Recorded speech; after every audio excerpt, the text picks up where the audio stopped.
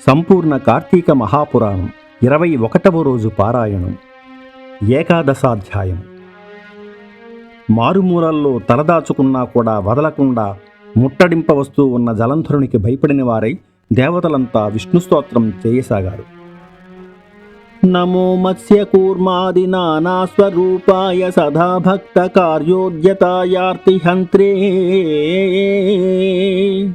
విధాత్రాది సర్గస్థితి ధ్వంసకర్త్రే గదాశంఖ పద్మాది హస్తాయతేస్తు.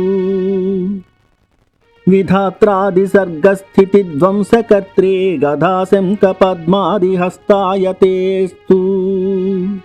రమావల్లభాయ సురాణాం నిహంత్రే భుజంగారియానాయ పీతాంబరాయ మఖాదిక్రియాపాకకర్త్రే వికర్త్రే శరణ్యాయ తస్మై న తస్మోవతాస్మః.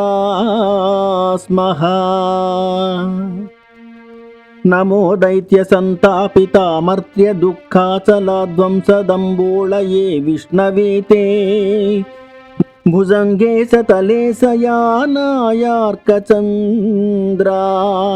ద్వినేత్రాయ తస్మై నతాస్మో నతాస్మః. సంకష్టనాశనం స్తోత్రమేతద్యస్తు పఠేన్నరః సకదాచిన్న సంకష్టః పీడ్యతే కృపయా హరే.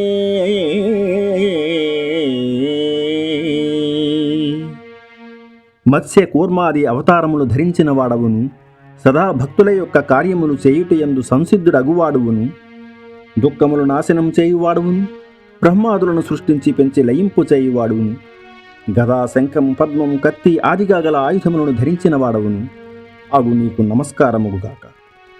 లక్ష్మీపతి, రాక్షసారాతి, గరుడవాహనుడు, పట్టుబట్టలు ధరించిన వాడవును, యజ్ఞాదులకు కర్త, క్రియారహితుడు, సర్వరక్షకుడవు అగు నీకు నమస్కారమగునుగాక. రాక్షసులచే పీడించబడిన దేవతల దుఃఖమనే కొండను నశింపజేయుటంలో వజ్రాయుధం వంటి వాడవును, శేషశయనుడువును, సూర్యచంద్రులనే నేత్రములుగా కలవాడవును అగు ఓ విష్ణు నీకు నమస్కారము, పునః నమస్కారము. ఇలా దేవతలచే రచింపబడినది, సమస్త కష్టములను సమయింపజేసేది అయిన ఈ స్తోత్రాన్ని ఏ మానవుడైతే పఠిస్తూ ఉంటాడో వాని యొక్క ఆపదలన్నీ శ్రీహరి దయవలన తొలగిపోతాయి అని పృథువునకు చెప్పి నారదుడు మరలా పురాణ ప్రవచనానికి ఉపక్రమించాడు. ఈ దేవతల స్తోత్రపాఠాలు ఆ చక్రపాణి చెవిని పడ్డాయి. దేవతల కష్టానికి చింతిస్తూనే దానవులపై కోపం గలవాడై చెయ్యన తన శయ్యవీడి గరుడవాహనముపై కదులుతూ, లక్ష్మి, నీ తమ్ముడైన జలంధరునికి దేవగణాలకి యుద్ధం జరుగుతున్నది, దేవతలు నన్ను ఆశ్రయించారు, నేను వెళుతున్నాను అని చెప్పాడు. అందుక ఇందిరాదేవి రవంత చలించినదై, నాథా, నేను నీ ప్రియురాలనై ఉండగా నువ్వు నా తమ్ముని వధించడం ఎలా జరుగుతుంది అని ప్రశ్నించింది.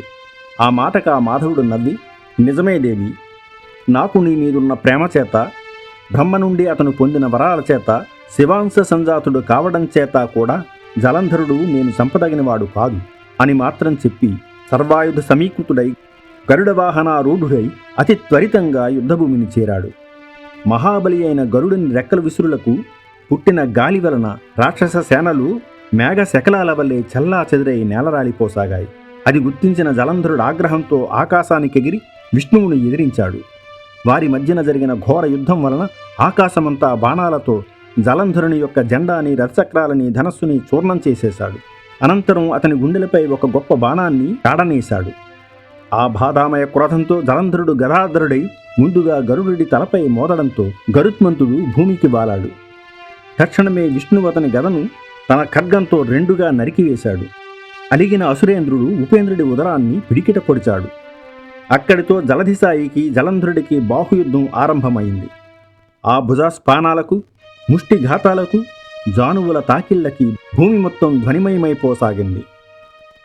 భయావహమైన ఆ మనోహర కలహంలో జలంధరుని బలపరాక్రమాలకు సంతుష్టుడైన సంకర్షణుడు, నీ పరాక్రమం నన్ను ముగ్ధుణ్ణి చేసింది, ఏదైనా వరం కోరుకో అన్నాడు. విష్ణువలా అనగానే జలంధరుడు చేతులు జోడించి, బావా రమారమణ, నీవు నా యందు నిజంగానే ప్రసన్నుడవు అయితే నా అక్కగారైన లక్ష్మీదేవితోనూ నీ సమస్త వైష్ణవగణాలతో సహా తక్షణమే వచ్చి నా ఇంట కొలువుండి పొమ్మని కోరాడు. తానిచ్చిన మాట ప్రకారం తారక్ష్యవాహనుడు తక్షణమే దానవ మందిరానికి తరలి వెళ్ళాడు. సమస్త దైవస్థానాలలోనూ రాక్షసులను ప్రతిష్ఠించాడు జలంధరుడు. దేవ సిద్ధ గంధర్వులందరి వద్ద ఉన్న రత్న సముదాయాన్నంతటినీ స్వాధీనపరుచుకున్నాడు. వాళ్ళందరినీ తన పట్టణంలో పడి ఉండేటట్లుగా చేసుకుని తాను త్రిలోక ప్రభుత్వాన్ని నెరపసాగాడు. ఓ పృథు చక్రవర్తి, ఆ విధంగా జలంధరుడు లక్ష్మీనారాయణులను తన ఇంట కొలువుంచుకొని భూలోకమంతటిని ఏకఛత్రాధిపత్యంగా ఏలుతుండగా విష్ణు సేవా నిమిత్తంగానే ఒకసారి ఆ జలంధరుని ఇంటికి వెళ్ళాను. పృథురాజా, అలా తన గృహానికి వచ్చిన నన్ను జలంధరుడు ఎంతో చక్కటి భక్తి ప్రపత్తులతో శాస్త్రవిధిని సత్కరించి అనంతరం, మునిరాజా, ఎక్కడి నుండి ఇలా విచ్చేశావు? ఏ ఏ లోకాలు సందర్శించావు? నువ్వు వచ్చిన పనేమిటో చెబితే తప్పక నెరవేర్చుతా అన్నాడు. అప్పుడు నేను ఇలా అన్నాను: జలంధర, యోజన పరిణామము పొడవుగలది, అనేకానేక కల్పవృక్షాలు కామధేనువులు గలది, చింతామణులచే ప్రకాశవంతమైనది అయిన కైలాస శిఖరంపై పార్వతీ సమేతుడైన పశుపతిని సందర్శించాను. ఆ వైభవాలకు దిగ్భ్రాంతుడనైన నేను అంతటి సంపద కలవారు మరెవరైనా ఉంటారా అని ఆలోచించగా త్రిలోక చక్రవర్తివైన నువ్వు స్ఫురించావు. నీ సిరిసంపదలను కూడా చూచి నువ్వు గొప్పవాడవో ఆ శివుడు గొప్పవాడో తేల్చుకోవాలని ఇలా వచ్చాను. అన్ని విషయాల్లోనూ మీరిద్దరూ ధీటుగానే ఉన్నారు, కానీ ఒక్క స్త్రీ రత్నపుటాధిక్యత వల్ల నీకన్నా ఆ శివుడే ఉత్కృష్ట వైభవోపేతుడిగా కనిపిస్తున్నాడు. నీ ఇంట్లో అప్సరలు, నాగకన్యలు మొదలైన దేవకాంతులు ఎందరైనా ఉందురుగాక, వాళ్ళంతా ఏకమైనా సరే ఆ ఏనాంకధారికి ప్రాణాంక స్థితి అయిన పార్వతీదేవి ముందు ఎందుకు కొరగారు? కళ్యాణాత్ పూర్వం వీతరాగుడైన విషమాంబకుడు సైతం ఏ విద్యుల్లతా సౌందర్యమనే అరణ్యంలో భ్రమితుడై చేపవలే కొట్టుమిట్టాడాడో అటువంటి ఆ అగ్నినందనకు ఇక ఏ చానా ఈడు కాలేదు. నిత్యము ఏ పార్వతీదేవిని పరిశీలిస్తూ ఆమె అందానికి సాటి తేవాలనే నిశ్చయంతో బ్రహ్మదేవుడు అప్సరాగణాన్ని సృష్టించాడో ఆ అప్సరసులు అందరూ ఏకమైనా సరే ఆ అమ్మవారి అందం ముందు దిగదుడిపోయేనని తెలుసుకో. నీకెన్ని సంపదలు ఉన్నప్పటికీ కూడా అటువంటి సాధ్వీమణి లేకపోవడం వలన ఐశ్వర్యవంతులలో నువ్వు శివునికి తర్వాత వాణివే గాని ప్రథముడివి మాత్రం కావు. ఉపర్యుక్త విధంగా జలంధరునితో ఉటంకించి నా దారిన నేను వచ్చేశాను. అనంతరం పార్వతీ సౌందర్య ప్రలోభుడై జలంధరుడు మన్మథజ్వరగ్రస్తుడయ్యాడు. కాముకులకి యుక్తాయుక్త విచక్షణలు ఉండవు కదా. అందువల్ల విష్ణుమాయామోహితుడైన ఆ జలంధరుడు సింహికానందనుడైన రాహు అనేవాణ్ణి చంద్రశేఖరుని దగ్గరకు దూతగా పంపించాడు. శుక్లపక్షపు చంద్రునిలా తెల్లగా మెరిసిపోతూ ఉండే కైలాస పర్వతాలన్నీ తన యొక్క కారు నలుపు దేహకాంతులు సోకి నల్లబడుతూ ఉండగా రాహువు కైలాసాన్ని చేరి తన రాకను నందీశ్వరుని ద్వారా నటరాజుకు కబురు పెట్టాడు. ఏం పని మీద వచ్చావు అన్నట్లు కనుబొమ్మల కదలికతోనే ప్రశ్నించాడు ఆ శివుడు. రాహు చెప్పసాగాడు: ఓ కైలాసవాస, ఆకాశంలోని దేవతల చేత పాతాళంలోని ఫణుల చేత కూడా సేవించబడుతూ ఉన్నవాడు, ముల్లోకాలకు ఏకైక నాయకుడైన మా రాజు జలంధరుడు ఇలా ఆజ్ఞాపించాడు. హే వృషధ్వజ, వల్లకాటిలో నివసించేవాడివి, ఎముకల పోగులను ధరించేవాడివి, దిగంబరవి అయిన నీకు హిమవంతుడి కూతురు, అతిలోక సౌందర్యవతి అయిన పార్వతి భార్యగా పనికిరాదు. ప్రపంచంలోని అన్ని రకాల రత్నాలకు నేను రాజునై ఉన్నాను. కాబట్టి స్త్రీరత్నమైన ఆ పార్వతిని కూడా నాకు సమర్పించు. ఆమెకు భర్తనయ్యేందుకు నేనే అర్హుడిని గాని నువ్వేమాత్రమూ తగవు. రాహువలా చెబుతుండగానే ఈశ్వరుడి యొక్క కనుబొమ్మల వలన రౌద్రకారుడైన వేగవంతమైన పిడుగుతో సమానమైన ధ్వని కలవాడు ఆవిర్భవించాడు.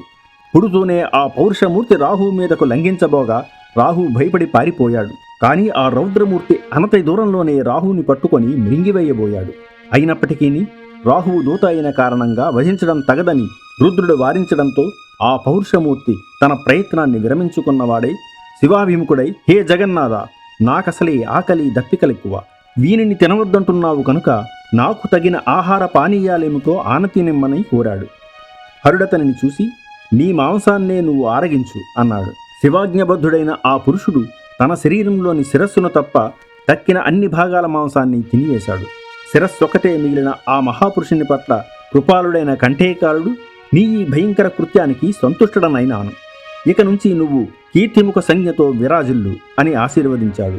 ఓ పృథురాజా, తథాదిగా ఆ శిరోవశేషుడు శివద్వారాన కీర్తిముఖుడై ప్రకాశిస్తున్నాడు.